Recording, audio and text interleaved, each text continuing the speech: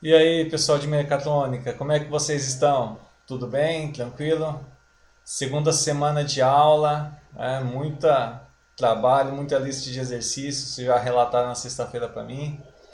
E hoje segue mais uma aula de SCR, tá? Uma aula que a gente vai falar sobre os tipos de processo relacionado à capacitância, né? Como que eu sei que um processo ele é monocapacitivo, bicapacitivo, multicapacitivo, analisando a curva de reação do processo, né? A resposta que o processo nos dá quando a gente faz uma mudança na sua entrada. Tudo bem? Boa aula, pessoal.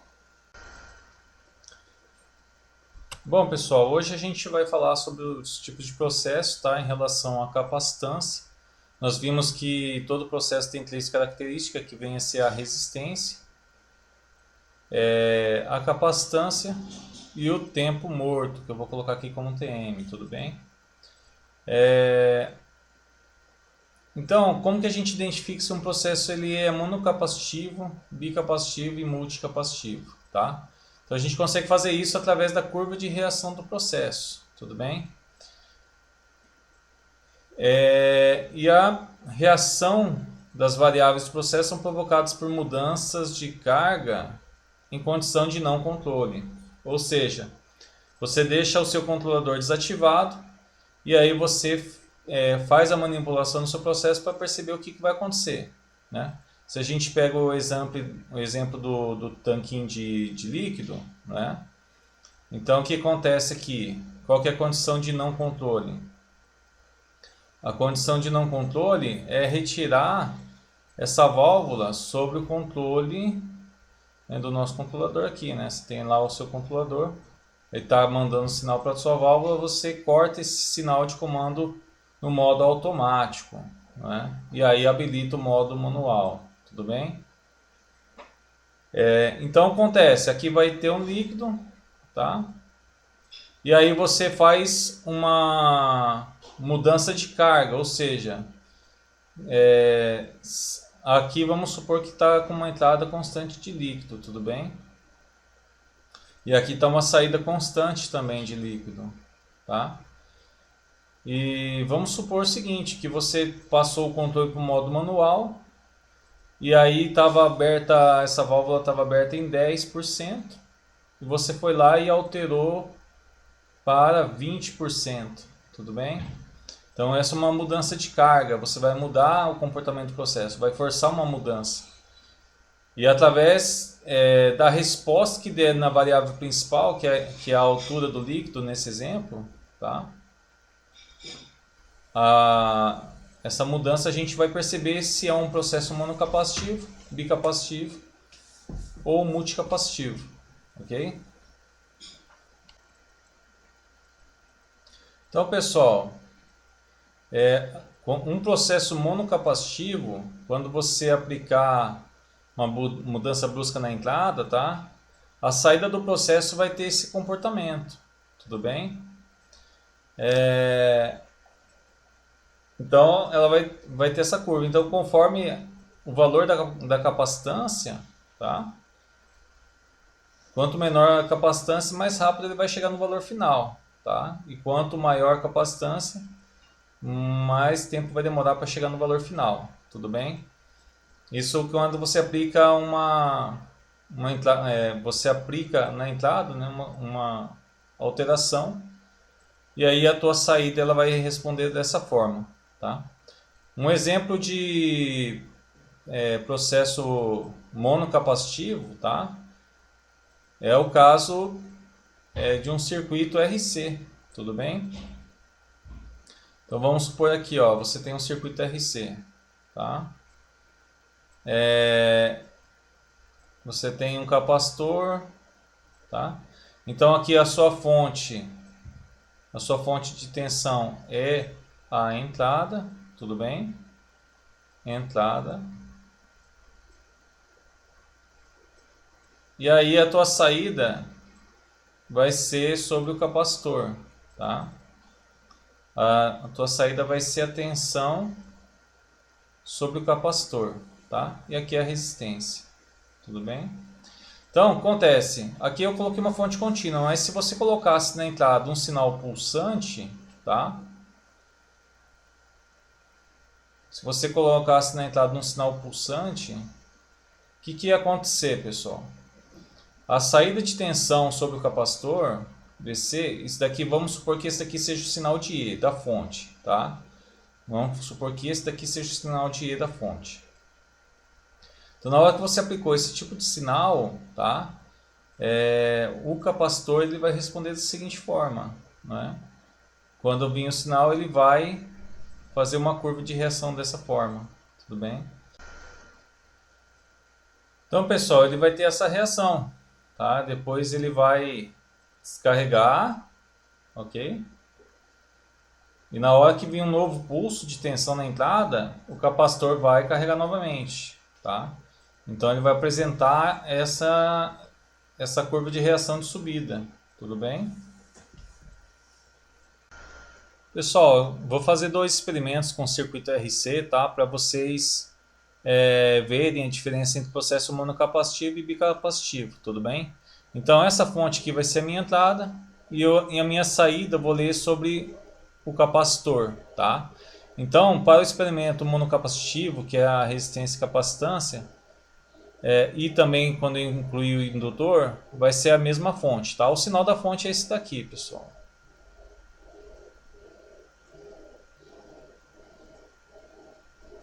Olha só. Não sei se vocês conseguem enxergar aqui, ó, a linha vermelha, tá? Então agora, ó, a fonte está em sinal alto de 5 volts, tá? E depois ela desce, tá vendo a linha vermelha aqui, ó, desce para 0 volts, tá? Então essa fonte ela vai ser o nosso sinal de entrada. Esse daqui vai ser o nosso sinal de entrada, tá? O sinal de entrada pulsante. A frequência que eu regulei foi 20 Hz. Agora ela subiu para 5 volts. Então ela vai ficar se repetindo toda hora esse sinal. E a gente vai ver como que vai ser a saída sobre o capacitor quando você só tem ele armazenando energia e quando você tem também um indutor aí, tá? Para processo bicapacitivo.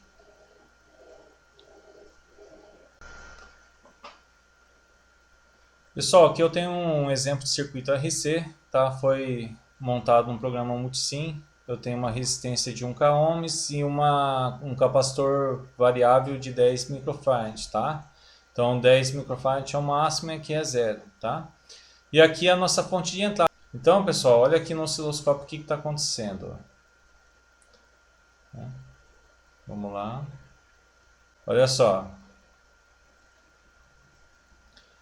Aqui, pessoal, está no máximo, tá? Então eu tenho 10 microfarads. Olha como que é a curva de reação. Ó. Quando a tensão lá na entrada já está no topo, ela vai estar levando todo esse tempo para carregar. Depois ela descarrega, tá? Se eu diminuir o valor dessa capacitância, deixa eu pegar aqui e diminuir. Olha só, deu um ruído ali, ó. Mas vocês vão reparar que na próxima subida,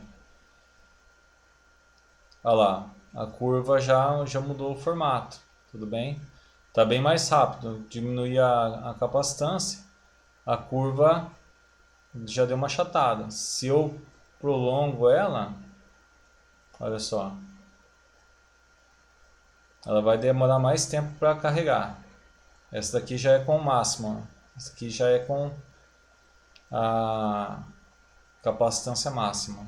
Tudo bem? Você pode ver que ela é mais alongada, tá? E aqui ela já é mais curta porque eu tinha diminuído a capacitância. Tudo bem? Porque o capacitor dele é um elemento, pessoal. Ele é um elemento que ele armazena energia. Tudo bem? Ele armazena energia em forma de tensão elétrica, através de um campo elétrico, tá?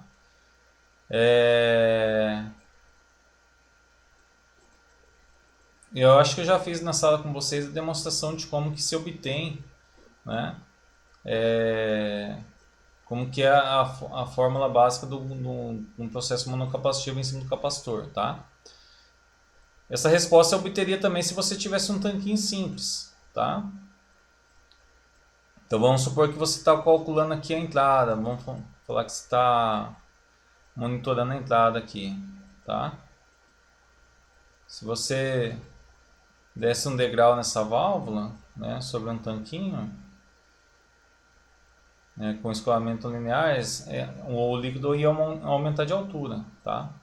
Nesse caso do tanquinho, o elemento que armazena energia seria a área do tanque, está relacionado com a área do tanque, tá? Porque a gente viu o que? Quando você tem uma relação entre volume, né, e altura, né, você tem a área do tanque, tá? Então a capacitância seria a área. Por quê? Porque o volume ele é dado em metros cúbicos, tá? É a altura em metros. Na hora que você faz a divisão, isso aqui dá metros quadrados, tá?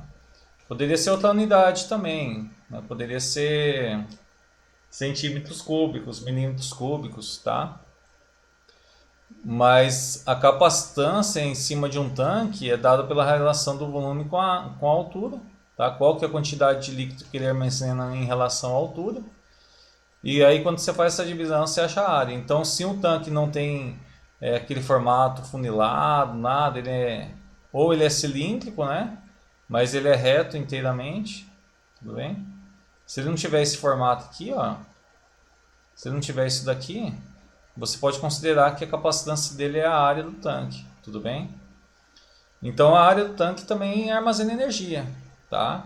Conforme essa área, na hora que você aplica um degrau na entrada, você vai ver uma curva de reação. Quanto maior a área do tanque, né? Vou falar assim, quanto maior essa área aqui, pessoal, maior vai ser a capacitância e a curva vai ser mais prolongada, tá? Quanto menor a área, no caso, se fosse pegar esse tanquinho, ele ia dar essa curva de reação menor aqui, tudo bem? Então a gente identifica por essa curva, por ter um formato de C, que ele só tem uma única capacitância. Então, pessoal, curva de reação de processo bicapacitivo, tá? É um processo que tem duas capacitâncias, tudo bem? Então, pela curva, você percebe que tem dois momentos em que há uma curvatura, tá? Seja com um atraso menor ou seja com um atraso maior, tá?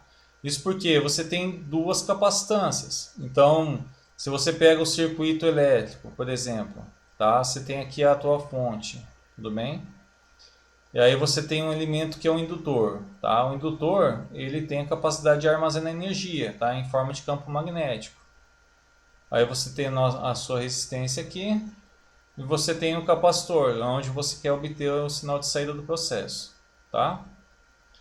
Então, o que acontece nesse caso? Como você tem dois elementos capacitivos, dois elementos que armazenam energia, um capacitor e um indutor, a curva, quando você medir a tensão de saída aqui em cima desse capacitor, tá? Ele vai te entregar uma curva nesse formato de S. No exemplo dos tanques, se você tem, né, dois tanques, tá? Você tem dois tanques ligados, o que acontece? Você tem duas capacitâncias, tem a área do tanque 1, tá? Você tem a área do tanque 2. Então, se você for obter, relacionar, tá? A mudança de carga que você dá aqui na entrada, tudo bem? Você estava lá com a válvula, estava em 10%, né? Ou vamos colocar 20%. Estava em 20%, se alterou para 30%, tá? O que vai acontecer? Aqui na saída, vai aumentar a quantidade de líquido nesse tanque, certo? Mas também vai aumentar, né, a quantidade de líquido nesse tanque. E aqui você vai fazer a leitura da tua saída, né? Qual que foi, como que foi a altura final obtida aqui na saída desses dois processos juntos, tudo bem? Então, a tendência é que ele vai apresentar esse tipo de curva em S, tá? Essa curva de reação é um exemplo de processo bicapacitivo, tudo bem? Pessoal, esse daqui é um exemplo de um processo bicapacitivo, tá? Eu só acrescentei o indutor aqui no caso. Tenho a minha entrada de informação vai ser a fonte de tensão de sinal pulsante, tá? E a minha saída vai ser sobre o capacitor. Então eu estou lendo a tensão de saída sobre o capacitor, tá? Mas perceba o seguinte, como que dois elementos que armazenam energia já muda a curva de saída, tá? do meu processo, tudo bem? Vamos lá, tomara que vocês consigam enxergar isso, tá? Você pode ver que ela já está mais suavizada, né? Até para a descida também vai ser. Vamos esperar ela dar um ciclo aqui.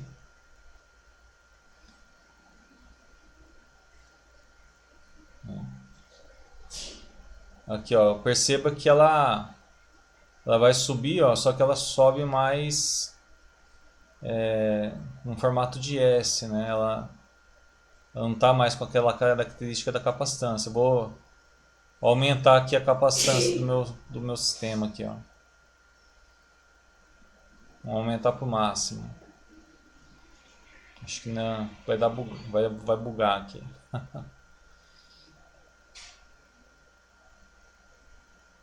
Vamos lá. Olha lá, né? Ela não sobe mais aquela curva em C, né? Ela faz uma curvatura mais suave, né?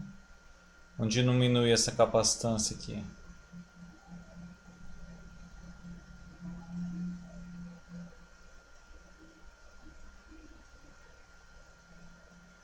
Já sobe mais rápido. Tudo bem? Então você percebe que eu diminuí a capacitância, tá? E a resposta, a curva de reação foi mais rápida, né? Quando eu aumentei a capacitância, foi mais demorado. Tudo bem? Pessoal, processos multicapacitivos, tá? Eles vão apresentar a curva de reação semelhante ao S, tudo bem? Então, mesmo que o processo seja multicapacitivo e é difícil de identificar esse tipo de processo, tá? Ele vai apresentar essa curva em S semelhante aos processos bicapacitivos. Então, normalmente, quando você faz esse trabalho de manipular a sua entrada, tá? Para obter a tua saída, o que acontece? A gente pode aproximar, é uma aproximação que a gente pode fazer, a gente acaba aproximando de processos bicapacitivos, tá? Até a parte de equacionamento, você pode se aproximar de um processo bicapacitivo, fica mais fácil de analisar, tudo bem? Pessoal, outra característica que a gente estudou foi o tempo morto, né? O que acontece? O tempo morto, pessoal, ele não vai interferir no formato da curva de reação, tá? Não vai interferir nesse formato da curva. Mas ele vai deslocar no tempo, tá? Tá vendo aqui embaixo, ó, no caso que se você tem um tempo morto, né? Em vez da curva acontecer nesse instante, tá? Ela vai demorar um pouco mais para começar a reagir, tudo bem? Então aqui com o tempo morto é o mesmo formato, é a mesma curva, só que vai ter um deslocamento no tempo em relação à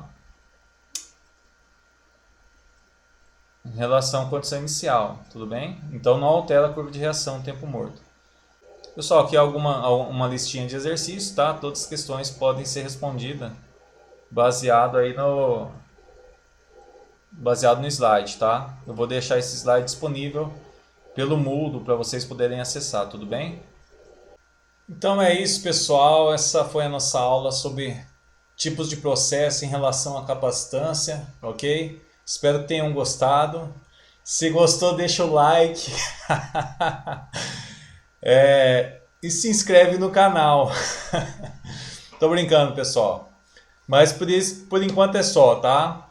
Essa semana não vou estar com vocês online por causa da divisão do IFE. Semana que vem estamos juntos, beleza? Um abraço, até mais.